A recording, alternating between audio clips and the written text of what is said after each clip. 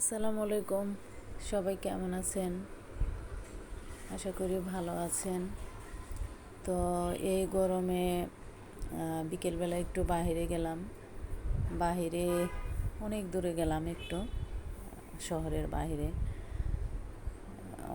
ঘুরতে।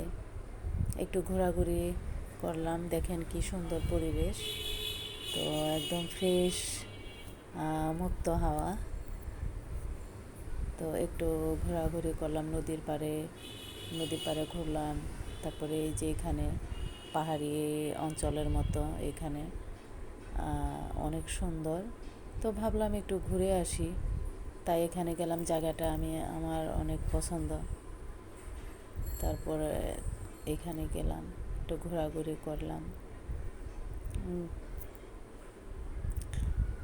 তো গরমের মাঝে ঘরের ভিতরেও ভালো লাগে না।